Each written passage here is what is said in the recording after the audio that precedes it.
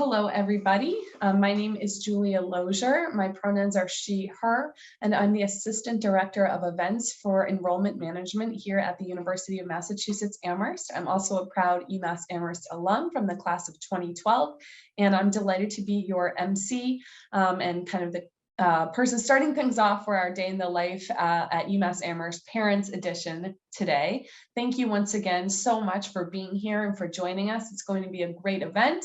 And before we go any further, I do want to pause and say congratulations to everybody.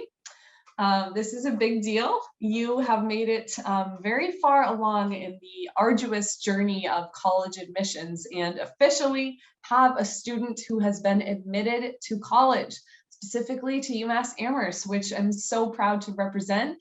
This is definitely a big deal, and we really wanted to give you a moment to pat yourself on the back and take a moment to kind of just like savor being here in this journey. Come a long way. So with that, we'll go to the next, I think we can skip ahead to the next slide right after this one and talk a little bit about what we're going to go over today. So first of all, I already introduced myself. Again, my name is Julia. I'm the Assistant Director of Events for Enrollment Management here at UMass. I'm also joined by 5 amazing current UMass students that are all part of our tour guide team. So 3 of our students are going to be giving the Day in the Life at UMass Amherst presentation today. And you'll hear them introduce themselves to you in a moment. They are Ali, Fayo, and Mahi. And we're also joined by Emily C and Emily G behind the scenes, who are helping us out with the slideshow logistics and also the Q&A, which is a good segue into a few quick housekeeping items. We do have the Q&A feature of the webinar enabled, and that will allow you to ask questions at any point throughout the presentation. Our behind the scenes team is going to be consolidating those questions so that we can answer them during our live Q&A portion of the event after the Day in the Life slideshow and presentation. So a few of the questions, if they're really quick, simple one-off questions, may be answered directly in the Q&A box, but most of them will be saved for the end for the formal Q&A, and that also does allow folks to pay attention to what's happening in the presentation. There's a lot of great content that you won't want to miss. So please do feel free to ask questions at any time. But again, most of them will be answered at the end. We do have a great size group today, as I mentioned, so it's very likely that we won't be able to answer every question that is submitted. But don't worry, at the end of the presentation today, we will share contact information and ways that you can keep in touch with us. This is definitely not your only opportunity to ask questions and learn more about a day in the life at UMass or what the UMass Amherst student experience is. So keep the questions coming. We'll answer some today, and whatever we're not able to answer, we'd encourage you to reach out to us directly after the presentation so we can make sure to get you the information that you're looking for and keep in touch with you. So that's a little overview about what to expect. Again, we'll start with that Day in the Life presentation, Q&A, and then we'll end on how to stay connected. So with that, it's my pleasure to turn it over to our tour guides. And first, we are going to hear from Ali. So enjoy the presentation, everybody. Well, hello, everyone, and thank you all for attending the virtual session today. My name is Ali. I'm a sophomore here at the university, double majoring in kinesiology and public health on the pre-medical track, so I want to be a doctor one day. I'm from Boxborough, Massachusetts, which is not where the Patriots play, but a small town near Acton and Concord, if you're familiar with that area. Apart from being one of your lovely tour guides today, I'm involved in a couple things here at the university. I'm involved in some undergraduate research in the behavioral medicine lab, which is in our kinesiology department. The behavioral medicine lab is currently studying the human-animal bond, specifically between kids and their dogs and how that affects the family dynamic. We're putting Fitbits on kids and Fitbits on dogs and seeing how does their proximity and physical activity together enhance the human-animal bond. Continuing my love for dogs, I'm a relief foster for the Diggity Dog service dogs. So when those full-time fosters need a break training their service dogs here on campus, I step in for an afternoon, evening, or weekend to help train those service dogs and get them socialized in a academic and college life. They absolutely love it here at UMass. That I'm also on the membership committee for UMass Charge. Charge is the health and fitness organization here on campus, which stands for Changing Health Attitudes and Actions to Recreate Girls. We have weekly workouts, socials, and I love it. It's a group of about 250 girls here, all with similar morals and values to me, and I love hanging out with them. I'm also in the pre-medical society, where I learn a lot about how to become a doctor and the steps that I have to take here in my academic journey, as well as connecting with local physicians in the areas through maybe networking nights, internships, co-ops, etc. I'm also in the public health club and the kinesiology club. So you could say I'm pretty busy, but I absolutely love my time here at the university. And I'll pass it over to Fio to introduce herself. Hi everyone, my name is Fio Bumi, but you can call me Fio. I am a sophomore, double majoring in marketing and communications with a minor in psychology. I'm also an international student as I live and I am from Nigeria. And some things that I'm a part of on campus, I'm a tour guide. That is why I'm here with you today. I'm also an admissions diversity fellow. So my job is to give tours and info sessions to marginalized communities and low income students to just kind of advise them and encourage them to come to college. I work with Apple on campus and my job is to give workshops on the new devices that come out, and I partner with organizations to host events. I'm a peer advisor in Eisenberg. So Eisenberg is our business school, and my job is to just help students know what credits to take, know what classes to take, and make sure they graduate within 4 years. I'm also part of a club called So TV. I'm the PR coordinator. So my job is to hold Instagram, all our social media accounts, and I'm the one that makes all the graphics. And I'm also a part of a club called Her Campus. And Her Campus is a club for all girls. And what we do is we write bi-weekly articles. So I would say I am involved in a diverse group of things on campus. So if anyone has any questions on how your student can get involved as a first year student, I would love to answer that for you. And I'm going to pass it on to Mahi. Hi everybody, my name is Mahi. I'm a computer science and psychology double major and I'm a junior. I'm from India, so I'm also an international student like Fio.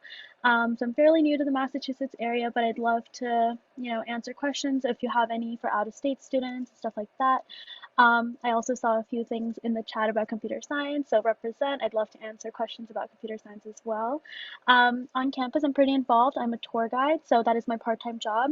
But apart from that, I'm involved in a few different clubs and organizations. So there's a Google Developer Student Club, which allows students to kind of take part in open source projects outside of the academic setting. There's a club called Communities Against Cancer, where we fundraise for prevention of cancer and cancer awareness. And I'm also a research assistant in the research lab in the psychology department, where we study visual cognition and attention. So not only do I conduct experiments, I also code the experiments for virtual simulations. And I'm also an undergraduate course assistant for a computer science course for database management, where I help students. I've taken the class before, so I'm pretty familiar with the material. So I help students kind of get through the material, help them out with homeworks and stuff. So that's a little bit about me. We can get started with our presentation. And first, we're going to kind of talk about general stats about UMass. So we can go to the next slide. Perfect. Thank you, Emily. So starting off with our ranking, we are number 26 in top public universities. Rankings might mean a lot to you, might mean nothing to you, but in general, that's kind of where we are. And over time, we have moved up the scale, so that means a lot. UMass is constantly improving, and we are really, really proud of how we've moved up in the rankings. We are located in Amherst. It's a small college town in Western Massachusetts. We are one of the best college towns in the country, and that is mostly because we have 4 other colleges right in this town nearby. So majority of the students that you see around downtown Amherst and Northampton, nearby cities, are also college students just like your students. So it's really, really good to have a lot of familiar faces, a lot of people of the same age with the same passions of kind of, trying to get through college, get a job and stuff like that. We have over 100 degree programs, so that includes majors, minors, and students can choose between different majors and minors across colleges. They range over 10 schools or colleges, and obviously there are exceptions to how you can combine some of them, but for the most part, you are very, you have free will to kind of combine different majors. We also have a really, really good Pride Index. So I believe we're top 10 Pride Index in the country. Our students are very, very inclusive. And we have a really great Stonewall Center on campus that can be attributed for a lot of this success in the Pride Index. Obviously, I hope you already knew this, but if you didn't, we have #1 dining on campus. So UMass Dining, we're very, very proud of our dining. is really, really inclusive in all sorts of dietary restrictions, and we'll get more into kind of the lunch options on campus in this day in the life. And we also have around 400 registered student organizations. So this is kind of a fancy word for clubs. This is where you can kind of find your smaller community as to such a big school. So I love the clubs at UMass. I love the clubs that I'm a part of. And you'll slowly learn that all the students, and hopefully you're a student too, in the fall is very, very passionate about the clubs that they're involved in. So moving on to the next slide, we have a few more facts about the community itself. We have a bit of shy of 23,000 undergraduate students. And out of those 23,000 undergraduate students, around 1,500 are international students like me and Fayo from all over the world. And the rest are in-state or out-of-state students from around 49 states in the country. I think we're missing South Dakota. So if anyone is from South Dakota or knows somebody from South Dakota, please apply to UMass. We'd love to have you here.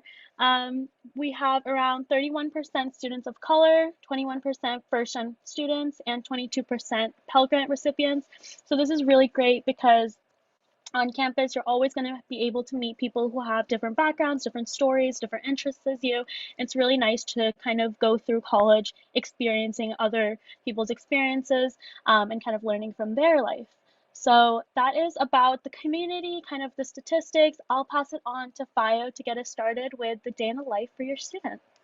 Thank you so much, Mahi. So good morning, everyone. Your student currently lives in Van Meer, which is in the central area, and your student is also part of a RAP, which I will talk about. So as a first-year student, your student will be able to live in 5 different residential areas on campus.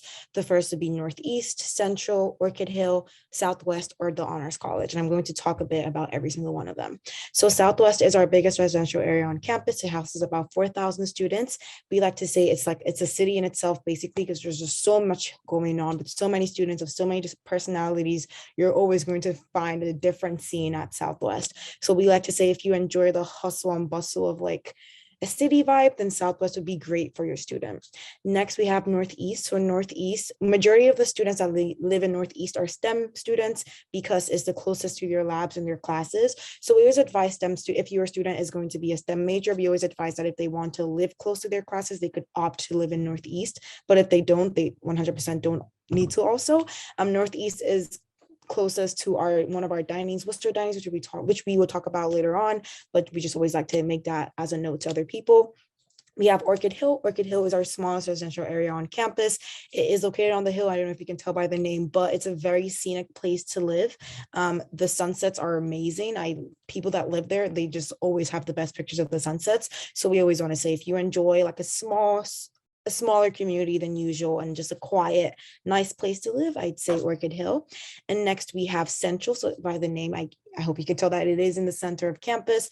Here we have our spectrum of our LGBTQIA+ students. So if your student identifies with this community and they want to live with people that identify as them or have similar experiences to them, so that then they could possibly opt to also live in Central. And lastly, we have honors. So I know a question came in the chat asking us to talk more about honors. So the honors residential areas are strictly only for honor students. So how do students become honor students? Every single application sent into UMass is automatically reviewed for the honors college. So as I send in my application, they're also going to review me for the honors college. And some people don't get in, some people do get in, but it's all right if your student did not get into the honors college, because majority of the students that are in the honors college actually applied in their first semester. So when you get into UMass, you are permitted to apply to the honors college as early as your first semester. And majority of the people right there in the honors college right now did the same thing. So if you're a parent, you're kind of scared that you really wanted your child to be in the honors college and they didn't get in, you're all right. Because when they come on campus, they can apply first thing. If that's the first thing they want to do, they can 100% do that. And hopefully they can also get into the honors college. So what makes the honors residential honors? So again, only honors students can live there. Only the honors residential has ACs, but I mean, you only need ACs for about the first 2 weeks of the semester and the rest of the semester is pretty cold. But as an honors student, you do not necessarily need to live in the honors college. You can decide to live anywhere else on campus, but it's strictly reserved for honors students. So yeah. We're also going to talk about the resources that we have in some of the residential halls. So in every single residential hall, we have RAs and PMs. So RAs are residential assistants, and these are people we like to say that they're like your mom and dads on campus. So their job is to make sure that you're doing good in every single area. If you have a problem with your roommate, they're the ones that you go to. If you have a problem, like just mentally, physically, anything that you feel you have to air to someone, your RA would always be that person. They do host meetings, I believe, twice every month, and they just want to form a community with everyone living in the hall. And it's a great thing to know that you always have that extra person living on your floor to help you. We have RAs on every single floor, so your student would always have an upperclassman living with them that they can always refer to if they need any help. So we always want to mention that to parents and especially students. When it comes to PMs are peer mentors. So their job is to make sure that your student is doing great academically. So when it comes to going for classes and coming back, and maybe they're having some issues with some classes, they need tutoring, they need like a help on a paper, the peer mentor is the person that they go to, and they're peer mentors in every single residential hall. So the peer mentor has been educated on all the resources that we have here at UMass Amherst, so they know where to direct your student. So it's just nice to know that you have your RAs to go to, and then you have your peer mentors to go to. We like to say your peer mentors are like your brothers and sisters on campus, so they're like buddy with you, but then they just want to make sure that your academics are also going perfectly. When it comes to residential halls on campus, also we also have an opportunity called a RAP. So a RAP is a residential academic program. I was a part of a RAP in my first year. It was called the Partners in Education RAP, and what our RAP promoted was diversity in business. So how RAP goes is with every single RAP, there's a different topic to it. So there are RAPs that focus on STEM, or there are RAPs that focus on ethics. It really depends on what your student might be interested in. But the thing about RAPs is every single RAP happens in a specific residential hall. So in my RAP, Partners in Education, it always happens in Melville Hall in Southwest. Some RAPs happen specifically in Van Meter and Central. It really depends. But how it works is every single person on that floor is a part of the RAP. So you all take one class together, and that one class would always be in the classroom downstairs in your residential hall. So how it worked was I'd wake up by like 9:45 for my 10 a.m. RAP class, quickly brush my teeth, run downstairs, and I'd be in my class, and I'd be like 2 minutes early. So that was really, really great. But another thing I always like to stress about RAPs is it's a great way to meet people in college. So everyone is different. Some people might meet their people, their community, like their second year, their third year, and some people are introverts and they just have a hard time putting themselves out there or speaking to people, especially coming to a college like this. But when it's a RAP, you're kind of forced to speak to these people, even though you might not want to. And it's a nice opportunity to just step out of your comfort zone and just learn more about different people. So everyone on the same floor is in the same class, and how it works is when you guys have homework and you have an issue, you can just walk to the person right next to you, knock on their door, and you guys can have a study session or work together. So it's just a nice way to meet new people, step out of your comfort zone, learn from new people, and just know that you're always going to have a specific number of people on your floor that you know, and you're always going to have a class with every single week. So that is my quick spiel on residential life. And now I am going to pass it on to Ali to talk about some classes that we're going to take today. Wonderful. Well, thank you. Classes are the whole reason why we are here in college, and arguably maybe my favorite part of college. I know a lot of students don't say that, but here at the university, I think that the connections that a student can get with their professor is invaluable. And for being such a large school and being able to talk directly to your professors, I think that's awesome. One experience I always like to share on tours is my freshman year. I was in a general education sociology class. I'll talk a little bit about general education later, but I just want to start off with the story. And we had to put on the discussion board. We had to introduce ourselves. Now, this was a class of about 200 people. It was in a larger lecture hall. And the professor went through and read everything. And I got a personalized email from my professor saying, "Ali, welcome to the class. I'm so excited to have you here. I'd really like it if you stayed after class or came to my office hours to discuss the connections between public health and sociology." She did not have to do that. She did not have to reach out to me. But the fact that she went through, personally read everything about, what I had to say, and then invited me to come chat with her, I thought that was awesome. So for being such a large school, the connections that you can get with your professors is awesome. And I see a lot of questions about that. So I just wanted to touch on that and tell that story. So I want to also talk a little bit about my freshman year schedule. We're currently standing in the middle of our integrated learning center, one of the most beautiful study spots on campus. The third floor has a beautiful study spot that looks over the campus pond, my favorite place to study throughout the day. So as a freshman, you will come in new student orientation. You'll meet with your advisor to get your schedule for the fall semester. Your student will come in, they'll take mostly, their intro to their major classes, some general education classes. General education classes are classes that every student here at the university has to take. So Fayo, Mahi, and I all have to check off the same categories of general education classes, even though we're completely different majors. These are the classes that your AP and IB credits can come in for. So if you have any, if you got a 4 or 5 on an AP exam, that can check off some of your general education classes, and also some of your major classes can check this off. So it's not like you're taking 10 completely wild different classes. The general education classes do tend to be some of our larger class sizes, but I'll touch upon how we make that smaller. So our average class size here at the university is 36 students, but it's not like, you're only thrown in large lecture halls if you're in a bigger major, or you only are taking, tiny classes if you are in a tiny major. You can really curate that for yourself. So when you enroll in a class, you can actually see the class capacity. So you can see, the lecture hall fits 250 people. If you hate the idea of a large lecture hall that makes you break out into a cold sweat, you absolutely do not have to take those large lecture classes. You can take a class of 30 students. Or if you hate the idea of a 30-person class, you don't want the professor to know your name, you want to sit in the back, you can always, choose a class that's more curated to a larger lecture hall. So you're able to see that when you go in. I also like to say that your student will be taking freshman English, either their first or second semester here. So that class is capped at 15 students, our freshman English class. You can imagine how many freshman English classes we're running for all of our incoming freshmen, but your student will be getting that valuable information and that valuable feedback on their college writing right there in a 15-person class. So I always like to touch on that.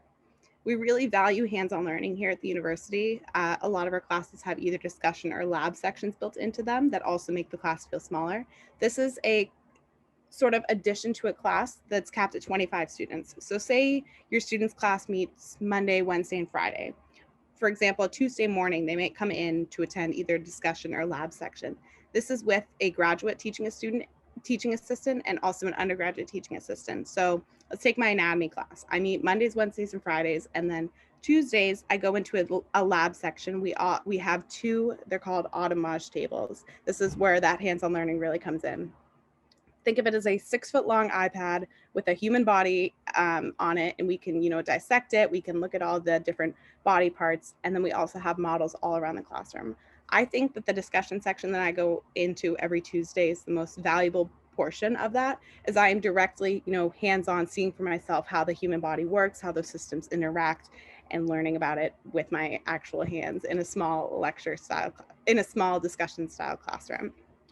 We also are really, really, really involved in research here. We are a Carnegie One research institution, which means we have a lot of money being poured into our research. We're also the 3rd most funded research organization in the state behind MIT and Harvard. I don't know if anyone's ever heard of them. All professors here are actually required to be doing research. So there's research going on in the English department, the business department, the bio department, the public health department. And it's super easy to get involved. Your student can get involved as soon as they'd like. We have a office on the 10th floor of our library called the Office of Undergraduate Research and Study. Your student can go up and say, I'm really interested in XYZ. So I went to the Office of Undergraduate Research and Study my 2nd semester freshman year. I said, I'm really interested in kids and dogs. I like physical activity. I like public health. And I really don't want to have to wear a lab coat. Labs where I have to wear lab coats seem really boring to me. They gave me a list of 20 or so professors who are doing research with things that I liked. But the one that spoke out to me was with Dr. Katie Potter doing the behavioral medicine lab where we're studying the human-animal bond. And it was as simple as sending an email that they helped me write in that office. She emailed me back and said, I would love to have you in my lab. So I've been working with her ever since. Again, that really just touches on how easy it is to get in touch with those professors, because it was as simple as sending her an email and she wanted me to help her out in the lab. All our professors are required to have office hours where they're literally required to sit in their office with their door open. You walk in, you can ask questions about, class, getting involved in research. You don't even have to be one of their students, but if you find their work interesting, they'd love to chat with you. If you're struggling with the material, or you just want to ask a question that you didn't get a chance to in class, you can go to their office hours and talk. I personally think that these are underutilized at the university. I find that sometimes I'm the only person going to office hours. So definitely encourage your student to take advantage of that. That's a great way for the professor to know your name in one of those larger lecture style classes, or get any answers to questions that they have. You know, academics is so huge at the university, and it is a really, really good school. I really want to make sure that you guys know, though, that your student is not going to be just putting those larger lecture styles here when they come to campus. They're going to have those smaller class sizes if they choose to take those, and they're also going to be able to make relationships with the professors, those graduate teaching assistants, right away, right off the bat as a freshman here on campus. So enough for me. I'll pass it over to one of my friends to talk about dining. Yes, thank you, Ali. So before I go into dining, I'll answer a little question about computer science because it's related to academics. So a little bit about computer science in specific. Obviously, all the things that Ali just mentioned apply directly to computer science as well. A little bit about my experience so far. So freshman year, I took one computer science class a semester, one math class a semester, because you have certain requirements that you have to take as a computer science student: math, physical science, computer science, obviously. So I kind of freshman year, sophomore year are kind of, getting those requirements out of the way. You would have your 100 level, 200 level classes, and you kind of get them done because you're required to get them done, but they also really, really set the base level of your computer science background. And then once you're in junior year, so right now, you get to choose your classes based on what field in computer science you want to go to. And that's kind of my favorite part coming into computer science. So now I'm able to pick and choose. Certain people like going into systems and like stuff like that. Some people are really interested in cybersecurity, artificial intelligence, databases, information systems, stuff like that. So you can really pick and choose what classes you want to take, and that's kind of where you curate your own degree. So that's really cool. Also, same thing with the class sizes. You might have really, really large lecture halls sometimes. When I say really large, like 200 max, but they're really broken down into discussion sections. So every Friday, I have a class right now. I believe it's around like, I want to say 100 students, maybe a little bit shy of 100 students, and that could be pretty big. But the discussion sections are 20 kids. We meet in a little classroom. We divide amongst those 20 kids. We also divide into groups of 5 each, and we do a worksheet together with the TA, teaching assistant, and that's really where I kind of learn most of my application-based stuff. So all the things apply to computer science, but that's a little bit specifically about computer science. I hope that answers your questions. If you have any more questions about computer science, I'd love to touch upon them later. But getting into lunch, our favorite part of the day. So your student has a variety of options to choose from for lunch. Obviously, we have 4 dining halls on campus, and with whichever meal plan your student is opted for, the default plan is unlimited 250. So I'll go into meal plans a little bit here. Unlimited 250 basically means that you can swipe into one of the 4 dining halls unlimited number of times a day. So I remember freshman year, I kind of went crazy with that. So I would go in the morning to grab a coffee, then a little later for breakfast or lunch, get a snack in the afternoon, and then dinner. And then we also have late night options in the dining halls. So 2 out of the 4 dining halls have late night options. So they run from like 9:30 to midnight-ish, and they have a special menu. So this is all where like the comfort food kind of comes in. They have a lot of breakfast food and stuff like that, chicken, waffles, stuff like that. So a lot of good food for late night. So your student will have the opportunity to kind of just go into the dining hall whenever with the unlimited plan. And then the 250 on top of that is dining dollars. So it's kind of like a credit that's added into your U card, and you can swipe that at one of our retail dining locations. So on the next slide, you'll see the campus center. So the campus center is one of the buildings on campus where about 80% of our population will visit the campus center every single day. And that is because it has so many things in there related to dining. So right there, we see Blue Wall. Blue Wall is kind of like the food court on campus. It has a bunch of different restaurant style food eating places.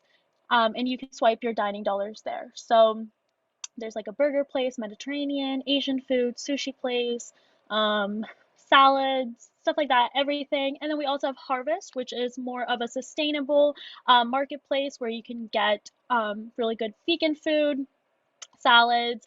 They have a special spread every single day. So that's a little about the places that you can eat and why we are #1 dining. Obviously, as you can see, we have so much variety on campus. Almost every single academic building has a cafe. There's so many different dining halls that you can choose from. And then within those dining halls, there's so many options. So all the dining halls are buffet style. So your student will have so many options to choose from. And not only that, it's very, very accommodating to dietary restrictions. So if your student has certain dietary restrictions, whether they're vegetarian, vegan, halal, kosher, gluten-free, any of the dietary restrictions, they will be able to find food. On Tuesdays and on certain religious holidays, I am vegetarian, so it's not a problem at all for me to just go into the dining hall that day and find vegetarian food. It's just as yummy and it's just as convenient to find it as any food would be. And if in the off chance you go into a dining hall and you don't find food that you can actually safely eat, you can talk to the nutritionists and the chefs at the dining hall, and they will curate a special plate for you for every meal. So UMass really prides itself in, kind of making sure that food is not a problem. It's not a stress point when it comes to college for the students. So definitely dining will be a really, really great memory and not a problem when you're at UMass. So that's a little about why we're kind of #1. If you have any questions about dining, feel free to drop them in the chat, and we'd love to touch upon them. But with that, I'll pass it back to Faya. Yeah, thank you, Mahi. So now that we've eaten a really good lunch, let's go study. Let's go get some work done. So I always like to start this by saying I think the greatest part about being a UMass student is coming to UMass and finding that one study spot that is just great for you. Because I feel like the study spot that I found in my first year, I've stuck to it. I've never cheated on her. I've just always gone to the same place. And I think it's just great that every single person has different places that they just love to study and they keep to it. So there are many study spots around campus that students use to get work done throughout the day. A really popular one is South College, and it was a recently renovated building that has plenty of classrooms and lounge areas to just study or either with friends or by yourself. And we have so many more options in our library, which we will talk about more later on. We have quiet floors, meaning that the whole floor is quiet. You can literally hear a pin drop. If you're making noise or like just not being as quiet as you should be, you will be sent off the floor. So that's always nice to have. We also have our learning commons, I believe, on one of the floors on our library. And how this works is if you have any problem in any class, you can go to the learning commons and they will find your tutor to match with you with that class and someone that's taken that class before, and they'd help you with that specific subject.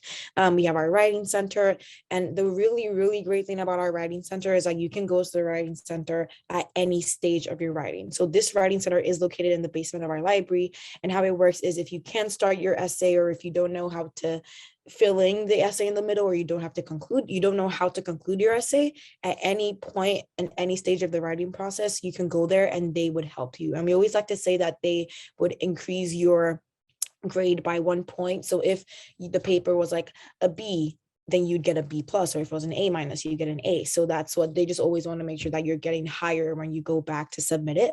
And then we also have advising. So when it comes to advising, you can go to different study spots where people are placed, and you can just ask them different questions regarding to anything that you might be studying or anything that you might need help with at that specific time. And then a really great part about all our study spots is there's always a cafe around that you can get like a coffee or tea or just a snack to aid you as you're studying, as sometimes you can get hungry when you're studying. And apart from the library, we have our old chapel, which was a chapel before, but now it's used as an event space where you can use it to study. We have our design building, the most aesthetic place to go study on campus. And we have our Eisenberg Innovation Hub. Most of the time, it's mostly business school students that are in the hub, but it's open to everyone else. And we have academic buildings also, but my favorite place to study would be outside when it's warm. Right now, it's really cold, so I will be studying in my room, but my favorite spot is to go outside in like the lawn right outside my hall and just like lay like my mat on there with my speaker and just like study and have the best time of my life. So again, everyone is different, but it's really nice that when you do come to campus, there's so many spaces. If you need some time to yourself, you're going to find a specific place where you can just get a lot of work done that you plan to. And now I'm going to pass it on to Ali to talk about what can we do outside the classroom? What can students do outside the classroom? Wonderful, thank you. I feel as though it's never a question of what to do outside the classroom versus what can I do with the allotted time that I have to do outside the classroom, because there is really so much going on here at the university. I feel like sometimes I have 6 things all at 6 p.m. on a Thursday that I have to choose from, whether it's club meetings, a workout with my charge friends, going to dinner with my friends, going to a hockey game or a basketball game. There's always something going on here at the university for students to take advantage of. And there's really something going on for every single student in every single lifestyle. First, I want to talk about our rec center, which we'll actually be visiting in the next slide. Our recreation center is a beautiful facility. It was modeled after the 2008 Beijing Olympics training facility. You can see here our cardio floor and our indoor track. We also have a weight room. We have so much like free weight equipment and everything like that. My favorite part about the recreation center is actually our huge list of group fitness classes. I think we have about 100 running each week, different classes, different times scheduled. There is always something going on during the day. We have things like spin classes, Pilates classes, yoga. We have broga, which is yoga for the bros, or yoga for just incredibly inflexible people. My favorite is a functional fitness class where we use kettlebells to go to, use those muscles that we'll be using every day. And they're actually completely free to students, while free being included in your tuition. And I love that because outside, those group fitness classes are actually a pretty penny. So completely free to students here. The rec center is open pretty much every hour of the day, so students can go get a workout in whenever they'd like. I know it was mentioned earlier, but we have over 330 registered student organizations here, everything from religious organizations, cultural organizations, political organizations, athletic clubs, special interest clubs. We really have so much going on here at the university. We have everything from as serious as the pre-medical society to, the lettuce eating club, where students eat once a semester. They meet and they eat a head of lettuce as fast as they can, and whoever eats it the fastest is crowned president and schedules a meeting for the next semester. So there's really everything and anything under the sun for your student here. And if you go on, you can look at all these organizations on our campus pulse and see all 330 organizations here, how to contact them, how to reach out. When your student gets here, in the first couple weeks of each semester, there's going to be what's called an activities expo. It's, all those clubs and organizations. It's actually held over 3 days because we have so many of them in either a big field or a big ballroom. You walk through, the rowing team is waving their oars in the sky. You have the a cappella team singing to you. Everyone wants to get your attention. You give them your email. They might give you like a candy or a sticker or a t-shirt, something like that. And then you sort of filter through your email, figure out which general body meetings work with your time, and you go to them. You might start on 40 email lists, but then you actually are a member of 4 or 5 clubs that you can go to. It's super easy to get involved with these clubs. And with 330 clubs and organizations, there's a whole lot going on. And all this information is actually synthesized into one email and sent out to students every Thursday. So that's, is there a farmer's market in the Amherst area? Which club is hosting an event? Is there a theater event, a sporting event, things like that? It's all here right in this email. And it's super easy to screenshot, send to your friends, figure out what you want to do. There's also Greek life here at the university. About 8 to 10% of our students participate in Greek life. We like to say it's small but mighty though. If you're involved in Greek life, great. If you're not involved in Greek life, great. It's not like if you're not involved in Greek life, you're not going to have any fun here at the university.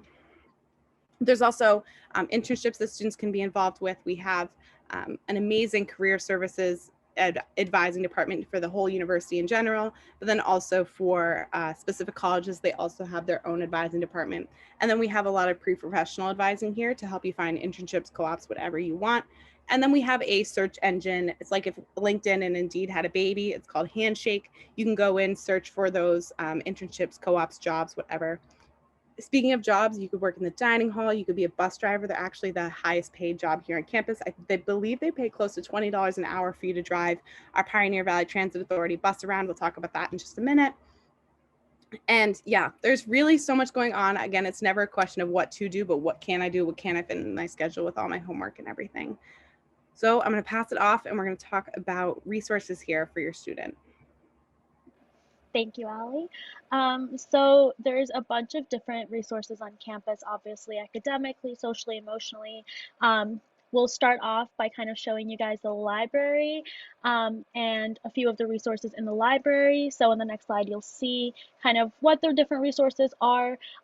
Like Bio mentioned before, there's a writing center in the library, which is a really, really great resource to help students kind of, coming into college. The writing style is a lot different than high school papers. So it's really nice to have a dedicated office with students who are, really good at writing and can actually help you with the process.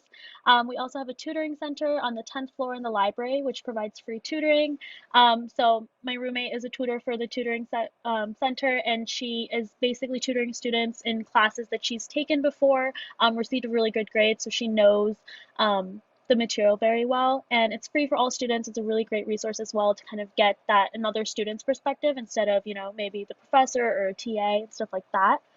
And then besides academic resources, we have a bunch of different cultural resources on campus. So one of the biggest ones is CMass. So CMass holds hosts 4 different cultural centers. So there's the Latinx American Cultural Center, Yuri Kochiyama's Cultural Center, Malcolm X, and Josephine White Eagle Cultural Center. So all these cultural centers are kind of there to promote and host programming to support the students that identify in that culture.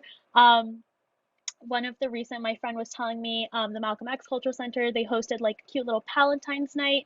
So it's kind of for Valentine's Day, but for friends, they had like little speed friend dating. So you can meet new people, kind of do different activities with them. So it's just stuff like that, just to kind of meet new people that are in the same, society as you, same community as you, and get to know more people on this campus. So that's a little bit about CMass. We also have the Stonewall Center, which I touched upon in the first slide. That is our center for the LGBTQIA plus students and allies, and they also host a bunch of different programming. They have support sessions, counseling, stuff like that. And then we have religious centers on campus. So if whatever religion you want to practice, you will be able to find a community on or off campus where you can practice that religion safely.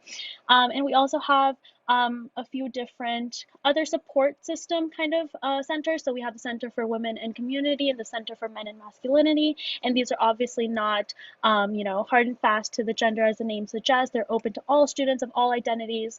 And they also provide networking opportunities, programming, counseling support, and stuff like that. The Center for Women and Community does this really cool programming thing where they kind of pair you with a woman who's in the field and currently working in the field and has a similar identity to you. So for example, for my case, I went in to talk to them, and they were able to pair me with a really strong brown woman who's working in the tech industry and is doing really, really great things. And I get to talk to her, kind of connect with her, kind of hear her experiences and what she's gone through in life and kind of how she's overcome the challenges that society presents for people of color in the tech industry. So that's pretty cool. And then we also have disability services. So disability services provides support for students with all and any type of abilities and disabilities. So if you need more time on a test in class, you can easily go to them, tell them, and they will do all the accommodations for you. If you broke your leg while playing soccer, they will bring out a van. It's like big old van, and they'll drive you to class. So they really have you covered if you need any sort of help in that kind of department. So that's a little bit about resources. If you have any specific questions, we'd love to answer them. But with that, I'll pass it back to Fio to take us off campus. Thank you, Mahi. So we've gone to class. We're just like tired and we just want to do something other than academics. So there's so much to do here on campus. From sports games to guest speakers, there's always something going on, especially at night on campus. Tonight, we're headed to the Bromley Center for the Arts to check out a performance in the auditorium. So there are always things going on campus. Every Thursday, we all get emails telling us about events on campus and off campus. So if your student just chooses that they do not want to stay on campus and they want to do something in the area, the email also tells us that. We have our hockey games that everyone loves to go to. We have hockey games every week, basketball games every week during their seasons. And it's just great to have some school spirit and just watch your school team play and hopefully win. And we have so many comedy shows, a cappella groups, improvs. when I came to UMass, I did not know I'd be able to see so much creativity shown on campus, but it was overwhelming when I first came on campus. And as I go on in my years at UMass, the bar is just continuously raised by how much creative people we have on campus. And we have so many guest speakers that come to talk to us. I know we had because of Black History Month, we had a Black showcase, and we had a speaker from outside come speak to us just about like being Black in college. And it was just great to hear someone else's experiences and kind of relate to that. And there was food also, so it was kind of a win-win situation. And we have our band performances. Our band is amazing every single day. Every single time we have a football match, they walk through the whole campus and they're playing music. Sometimes it wakes me up, but I mean, it's just fun to know that people are having fun playing their instruments and showcasing it to people. We have concerts in the Mullen Center. We actually were meant to have a concert last week, but because of the storm, it was postponed. But if that's something your student is interested in, that's something that we definitely have a lot on campus. We actually just announced our spring concert headliner. So I know I'm excited. I talked to Mahi about it. She's excited too. So we're very excited to go pay for our tickets and go for the concert. We have stand-up comedians, Kevin Hart. We've had Kevin Hart, Trevor Noah in the past. So hopefully as we continue, we have more artists come on campus. But it's just a nice place to be, especially because I know when it comes to college, it's always like academics and like extracurriculars. But sometimes as students, we just don't want to do any of that. We just want to have fun and just do anything else other than that. And I'd say UMass is 100% the place to be when it comes to just doing something out of academics and still having fun. And now I'm going to pass it on. I'm going to pass it on to Jules to start our Q&A session. Okay, fantastic. Thank you so much, Fayo, Ali, and Mahi for this wonderful presentation. It was really nice treat for me to be able to join in on one of these sessions, as I have not in a while. So thank you. We have had some fantastic questions coming in the Q&A throughout this presentation. Thank you everybody for your engagement and for your thoughtful questions. I also want to thank the presenters and our behind the scenes folks for helping to get some of those questions answered right off the bat. There is a high volume of questions in a limited amount of time. Unfortunately, we definitely will not be able to get to all of the questions today, but we're going to choose a few to ask out loud. And as I mentioned before we leave the session today, I'll make sure to put on the screen contact information so that you can reach back out to us if your question doesn't get answered today. And our behind the scenes folks will answer a few more questions directly in the Q&A as myself, Mahi, Ali, and Fayo answer some out loud. So let's start with a question about the 5 College Consortium. So Ali, would you mind starting us off by explaining a little bit about what that is and kind of like how that works, the advantages of the 5 College Consortium? Yes, of course. So the 5 College Consortium is one of our 3 levels of study away. That's the first one. We also have domestic exchange and international exchange. So the 5 College Consortium, as we are in extremely academic rich area of the state, there are 5 colleges around us: Hampshire College, Mount Holyoke College, Smith College, Amherst College, and UMass Amherst. We all have a partnership, and students at all of those universities are able to take up to 2 classes or 8 credits at any of those colleges in the 5 College Consortium. So if I wanted to go take, intro to skydiving at Hampshire College or advanced sign language at Amherst College, I totally could while paying UMass tuition. Some of the advantages of this are, yes, I am paying UMass tuition, so these colleges are much more expensive. They're some of the best private liberal arts colleges in the world right here in our backyard. So we can easily go take classes at them, again, while paying UMass tuition. What's also great is that if a class is not offered here at the university, you can go take it at, a class in the 5 College Consortium, or if the only chemistry class that fits in your schedule is at 8:30 in the morning and you absolutely do not want to take a class at 8:30 in the morning, you're not a morning person, but Mount Holyoke College offers that same chemistry class at 4 p.m. You could go take it with them. They're super easy to get to, as all of these colleges are within a 6-mile radius of UMass, and our Pioneer Valley Transit Authority, or our bus system, which is completely free to all UMass students. You just show your little U card when you get on the bus. They're super easy to get to. So the 5 College Consortium is an awesome resource to have here on campus, and you basically have access to 5 colleges as a student in one. Awesome. Thank you, Ali.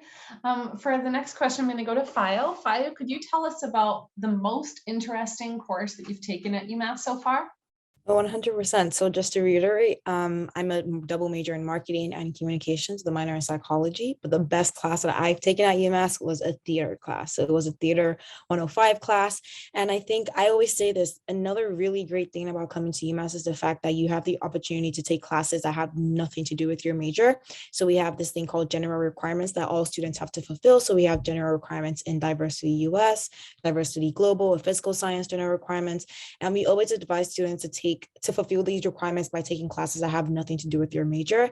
So my theater class was amazing. It wasn't improv because I was new to theater. I'm not like an actress, but it just felt good to learn something because I always think that no knowledge would be lost and there's no limit to learning. And my professor they were amazing. The way they had the class, the way they made everyone feel heard and seen and had everyone feel so involved was great. I always stress that this class was good. And I've had several other friends take like an agricultural class as business majors and enjoy that class. So I would say to the parents here, your student is going to have the opportunity to learn so much outside their major. So if they're coming in as like an engineering major, they could take a dance class, they could take a theater class, just something more, not more creative, but just something that could be creative to them and just something outside maybe their comfort zone or just outside their major. And not many universities, I'd say, offer this, but at UMass, we actually encourage this. So I'd say that's 100% something to look forward to. And that was my favorite class. Awesome. Thank you, Fayo. For the next question, let's go to Mahi. So we had a lot of questions about how students get around, not only around campus, but then, what if you're coming in by air or a major metro city like Boston or New York? So can you just talk a bit about getting around? Yeah, so getting around, there's a few different options. So obviously, students are allowed to have cars on campus. If you want to bring a car from home, you definitely can. You'll have to get a parking pass, but you can park on campus. So that's obviously one of the options. If you don't have a car, I don't have a car. I didn't have a car freshman year, don't have one now, and I don't have any problem getting around. We have the PVTA bus system, so Pioneer Valley Transit Authority, and there are different buses that run for different parts of campus and off campus. So if you are looking to go from your dorm to academic classes, you can take a specific bus, and they usually run very, very close to each other, so you'll always kind of make it in time for class. There's also buses that run off campus, so if you want to go to the nearby Walmart or you want to go to downtown Amherst or Northampton, you can take the bus there. And then obviously if you're trying to go to nearby cities, so Boston, New York, DC, down New Haven, I think, like all these like different cities. Like I don't know the New England area that well, but you can take the Peter Pan bus. So to get to Boston Logan, I take the Peter Pan buses, and we get there around I think like 2 to 3 hours. So same, you can do that with New York. So Peter Pan also stops right in the middle of campus. It stops in Haggis Mall, so you can get on there and then go to Springfield, Worcester, and all those places as well within Mass. I feel like you know it pretty well. Like you just named a lot I'm of learning. like, yeah. I'm learning. And I'm you learning. pronounced them all correctly, including Worcester. Thank So you. good job, Thank Mahi. you.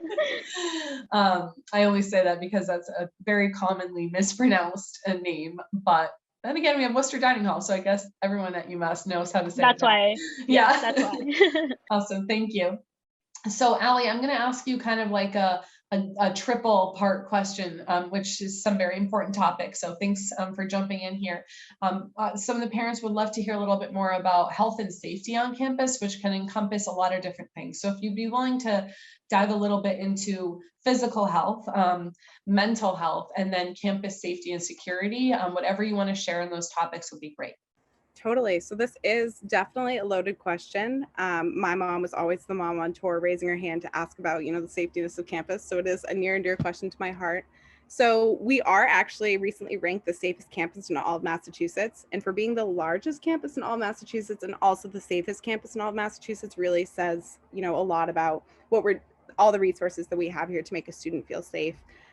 First, I'll touch a little bit about residential hall security, then I'll move into campus safety, and then I'll talk about those health resources. So residential security, only a student that lives in the building can scan into the building. So I live in a dorm in central residential area. I can only scan into that dorm. If I wanted to go hang out with Mahi or Fayo that evening, I could not scan in and just walk into their building. They would have to come down, let me in, and then From the hours of 8 p.m. to 12 a.m. on the weekdays and the hours of 8 p.m. to 3 a.m. on the weekends, there is a student security officer stationed right at the entrance of every single residential hall here on campus. So say Fayo and I went to go hang out with Mahi. We walk into Mahi's dorm, she scans us in, we go to the security officer. This is where we are then checked in, and Mahi is liable for anything that Fayo and I do while we are with her. We then can go hang out in her dorm, do whatever we want to do, but this is just to keep everybody accounted for here that is in each residential building.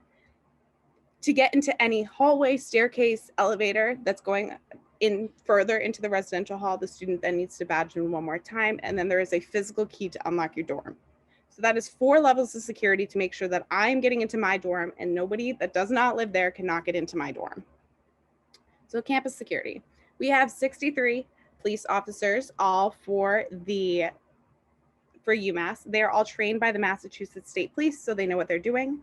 They go around in cruisers, unmarked cruisers, bikes. I didn't know that they had unmarked cruisers until they pulled me over one night. Oops. They have horses, dogs. They have really awesome. They're here to keep us safe mostly, and they're very friendly, and they want to again make campus feel safe. They also have. They also work really closely with the Amherst Police Department, but it's great that we have our own police department here, as they know all about the UMass campus and all the ins and outs of our facility, as it is a larger campus. We are also a blue light campus here at the university. So if most college universities are at this point, but I'll just touch on it in case you're unfamiliar with it. On every single building, lamp posts, whatever, there is a blue light with a yellow call box underneath. The call box has 2 buttons. The first one being the red button. This is the same as just calling, 911 or your police department. You say, I was studying late at the library. I'm now lost. I need you to walk me back to my dorm, or I need some help. A male and female officer will be at your location in under 90 seconds, but usually they're there much quicker, and they're there to help you out with whatever you need. The red button is if, someone falls off their skateboard, gets hurt. Something really bad happens and you need like a lot of help immediately. You press that red button and anybody can press it. There will be the first responder will be there again in under 90 seconds, but it's usually under 60 seconds. And then that will also put out a call to Amherst Fire, UMass Fire, Amherst EMS, UMass EMS, and they again will all be at your location right away. It's like calling 911 without even having to say anything. So those blue lights are all throughout campus. They do work. We tell the story on tour that a mom tested it out and the police officer was there in under 60 seconds. So they really work out. Now that encompasses all security. We are, again, the safest school in all of Massachusetts for being the largest school in Massachusetts. So your student will most likely feel safe here on campus. For mental health resources, we have so many things going on. We have the Center for Psychological Health and Student Services. They offer 3 free therapy sessions for students, but then if you need, longer term care, they can help get you in touch with either providers in the area or providers with them. They can get you in touch with the psychiatrist if you want. If you have prescriptions, you can pick them up at our campus pharmacy or University Health Services, which we'll touch upon a little bit later. And then they also have a crisis hotline, and they work closely with, the cultural centers, religious centers, other things like that here on campus. We have our Center for Men and Masculinity and our Center for Women and Community, which are poorly named as they serve people of all genders, but they also offer crisis hotlines if necessary. That covers mental health, but then obviously there's the physical health as well. So on campus, we have our University Health Services. They are an excellent facility. I had pneumonia my first semester here. I was absolutely miserable. I was in there all the time. They were helping me out. I was able to get breathing treatments done there, my prescriptions, chest x-rays, anything that you need, you can go there. It's an urgent care facility too. They also have a women's health clinic, an eye doctor, acupuncture, massage therapist, physical therapy. Anything under the sun is in our University Health Services. But if something does go wrong, our Cooley Dickinson Hospital is located in Northampton, and then there's Bay State down in Springfield, and you can get there obviously by ambulance or just driving, or if you need something more more intense, you can go to the doctors down there. So we really do care about you as a student here, not just like making sure that you're checking things off academically, but we want you to be safe, emotionally well, and physically well. So that makes a big answer long, but yeah, Thank you so much, Elliot. Those are all really important topics. So I appreciate you taking the time to touch on each of those different points. Unfortunately, we are at time. I'm about to go a few minutes over because I do want to give you some next steps and contact information. But before I do that, let's just say thank you once again to Mahi, Ali, and Fayo, as well as to the Emilys behind the scenes, who all did a wonderful job. I also want to thank all our attendees for your questions. And please do make sure to keep in touch with us. As I said, I'm about to share that contact info. So I'm going to go ahead and share my screen once again. And here on the screen, you can see a few next steps and deadlines to be aware of. If you haven't already filed the FAFSA, the free application for federal student aid, you have a few more days to do so. Nope, you have to do it today because the deadline is Tuesday. Yeah, I know what day it is. Tuesday is the 1st. And then we did have a question about this. When is the enrollment deposit due and when do you have to decide by? Our national decision deadline is May 1st. So you do have some time there. You will be getting information, well, your student will be getting information in their email, whatever email address they applied with, to sign up for new student orientation and transition programming. So we did get some questions about that. Keep an eye on your email. Well, excuse me, I should say really it's going to be sent to your student. And that will be coming along, as well as information about how they can sign up for their housing preferences. That is not open yet. You are not behind. You're in exactly the right place and on time.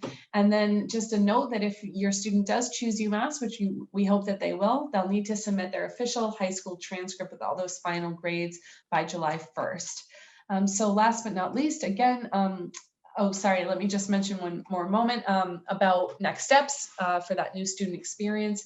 We have a lot of great programming. I'm not going to go super in depth into it here, but you can always visit umass.edu/new student to find out a bit more about those new student orientation and transition programmings, which are very thorough and focus on not just a basic orientation, but really supporting your student through their entire transition to UMass and going along into the school year. And then finally, as I mentioned, I do want to share that contact information. Here on the left-hand side of the screen, you can see some of our socials, including a Facebook group for admitted students. And then on the right-hand side, some helpful email addresses. I definitely encourage you to take a quick picture or screenshot if you have the opportunity to do so. You can send admissions-related questions to mail@admissions.umass.edu. There's also a specific email just for international admissions staff if you have those questions. And if you'd like to keep in touch with current students, such as Mahi, Ali, and Fayo, or any of our other students that may share an identity with you or are in a major that you're interested in, feel free to email us at tours@umass.edu, and we'll be happy to connect you with those students, and they'd love to keep the conversation going and answer your questions. So again, thank you so much for your time today. We hope that this was valuable to you. Thank you to our presenters and our behind the scenes team. And I hope everybody has a great rest of your day, and go UMass.